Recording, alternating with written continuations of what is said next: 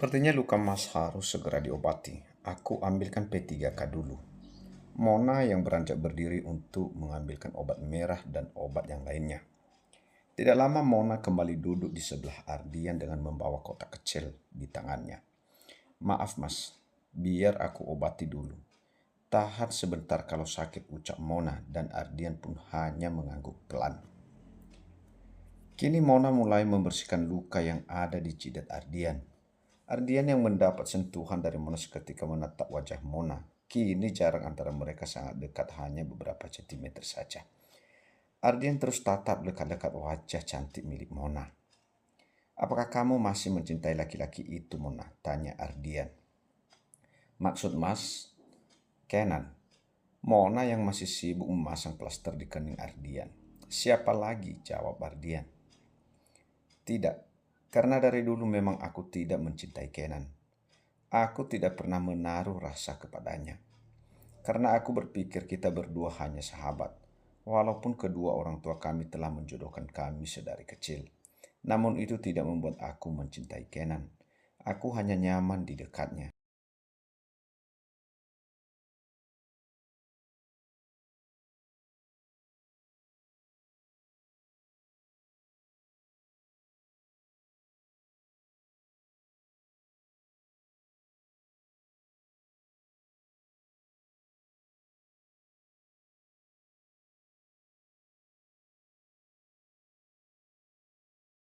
Mona seketika baru sadar bahwa dia berbicara kepada Kenan dengan kata-kata aku, bukan saya.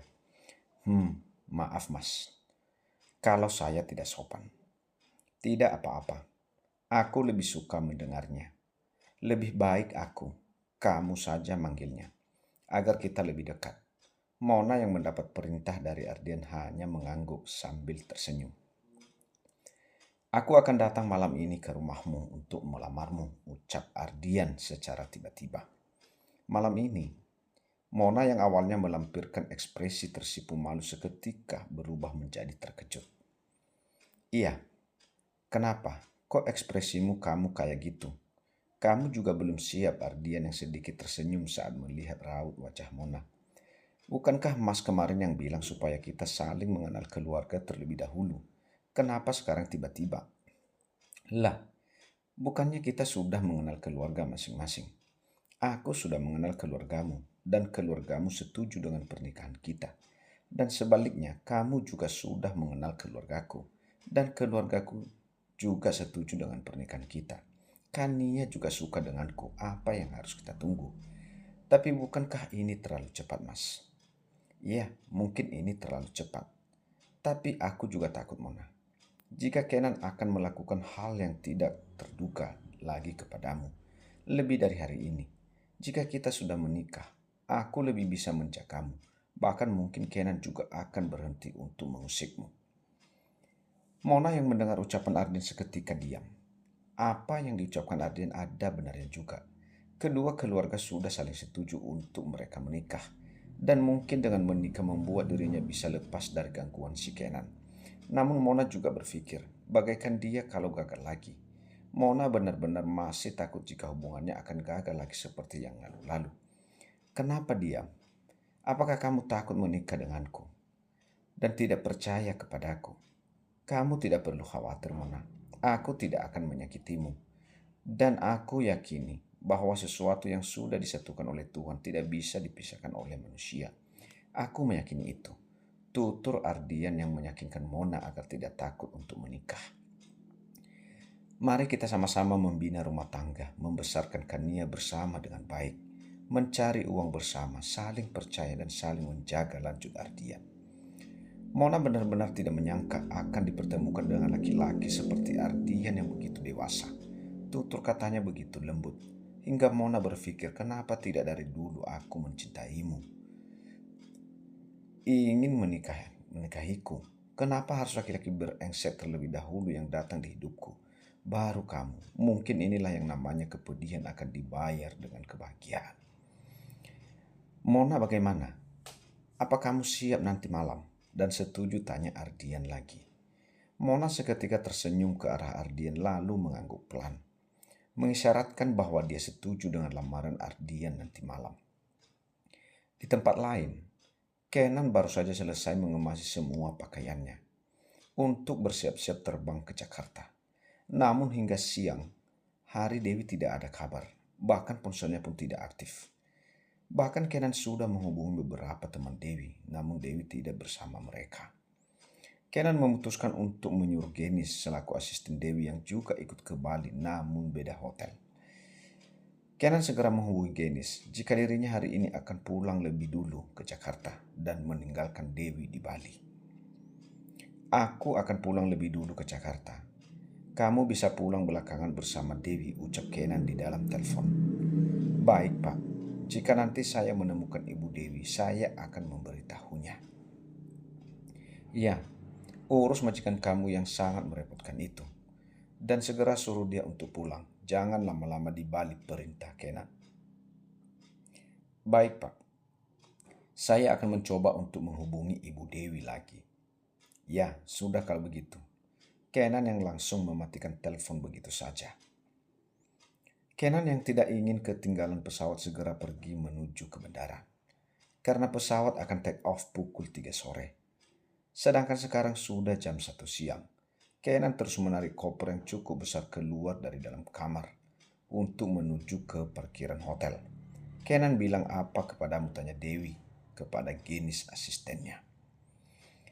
Dia bilang mau pulang sore ini ke Jakarta dan menyuruhmu untuk menyusul pulang nanti bersamaku, jawab Genis. Apa dia tahu kalau aku bersamamu? Tidak, karena aku bilang kalau aku tidak tahu di mana kamu berada. Memang kamu kenapa sih sama Kenan, tanya Genis.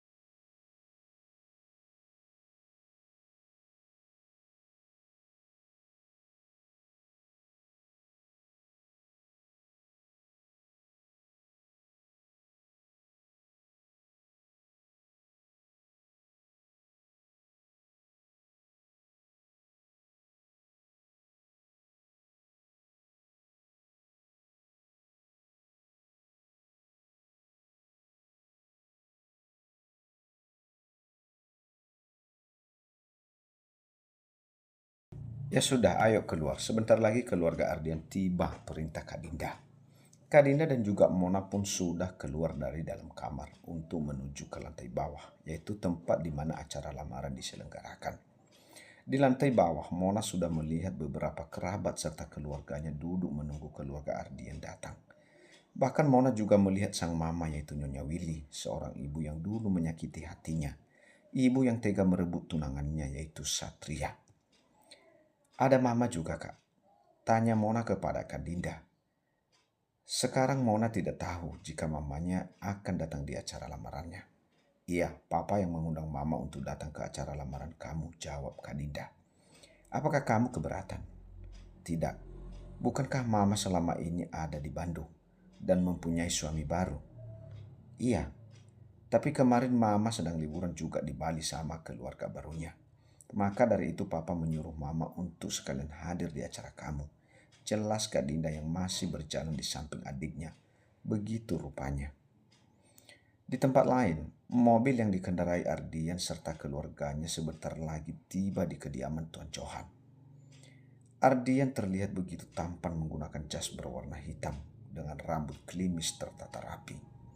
Ardian tampak tenang namun semua badannya terasa dingin.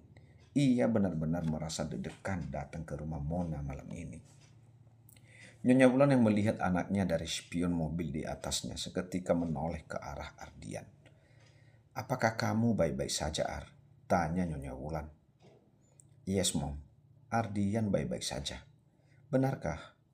Tapi kenapa wajahmu berkeringat? Apakah AC mobil kurang dingin? Ini AC-nya sudah hampir full loh." "Momi ini bagaimana sih? Jelas-jelas anakmu itu grogi karena mau nikah sama cewek idamannya," sahut Tuan Santoso. "Dedi ini apa-apaan sih? Ardian biasa aja." "Ini hanya gerah saja," alasan Ardian. Padahal memang benar, Ardian merasa grogi dan takut. Padahal jelas-jelas akan diterima oleh Mona lamarannya. Namun tetap saja dia masih takut. "Dedi juga pernah merasakan apa yang kamu rasakan, Ar. Saat dulu Dedi mau melamar momimu. Kamu mah enak udah jelas-jelas diterima sama Mona dan juga keluarganya. Lah, dulu Dedi modal nekat datang ke rumah kakekmu untuk melamar momi. Padahal saat itu ada 2 laki-laki yang ingin melamar momi. Dedi semakin ketar-ketir dong, takut ditolak." Tuan Santoso yang mulai menceritakan kisah asmara yang dulu dengan Nyonya Wulan. "Lalu kenapa Papa bisa percaya diri datang ke rumah kakek dan bisa diterima sama momi dan keluarga kakek? Kalau itu tanyakan saja pada momimu. Kenapa dulu menerima lamaran Dedi?" ucap Tuan Santoso sambil melirik ke arah istrinya yang sedang duduk di sampingnya. "Alasannya apa, Mom? Momi kan ada orang kaya." Ya karena kasihan saja," jawab Nyonya Wulan singkat. Hanya kasihan saja. Cuman hanya kasihan momi menerima lamaran dari Dedi." "Enak sekali," ucap Ardian. Tidak. Momi hanya bercanda. Ya dulu alasannya karena dedimu ini sudah mapan dan sudah mempunyai usaha. Bahkan Dedi bukanlah dari keluarga yang sembarangan juga. Bahkan Dedi juga terlihat tanggung jawab walaupun Momi belum mengenal Dedi cukup jauh. Namun Momi yakin bahwa pilihan Momi, kakek dan nenek itu benar jelas Nyonya Wulan.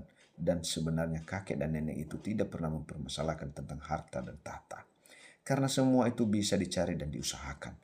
Nanti kalau sudah menikah juga ada jalannya sendiri. Bukankah begitu, Dad? Nyonya Wulan yang menoleh ke arah suaminya. "Benar, dulu orang tua Momi selalu bilang kepada Dedi, jika mereka tidak ingin mencari menantu yang kaya raya, mereka justru lebih suka dengan orang sederhana, bersyukur dan ingin terus maju, menggapai kesuksesan dari nol bersama, karena itu lebih nikmat dibandingkan sukses karena sponsor orang tua atau embel-embel dari orang tua. Apa yang perlu dibanggakan?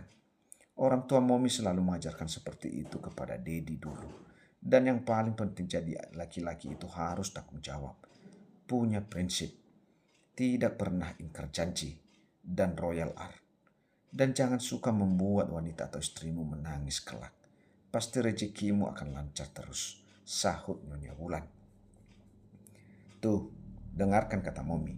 Jika nanti kamu sudah menjadi suami, berarti kamu akan menjadi kepala rumah tangga. Bertanggung jawablah dan selalu ingat apa yang dipersatukan oleh Tuhan tidak boleh dipisahkan oleh tangan manusia. Dan jangan pernah ringan tangan dan berkata kasar kepada istrimu nanti. Kamu paham?" tutur Tuan Santoso. "Thank you, Dad and Mom. Kalian selalu mengajarkan nilai-nilai kehidupan kepada Ardian. Ardian yang begitu bangga memiliki kedua orang tua yang selalu mensupportnya."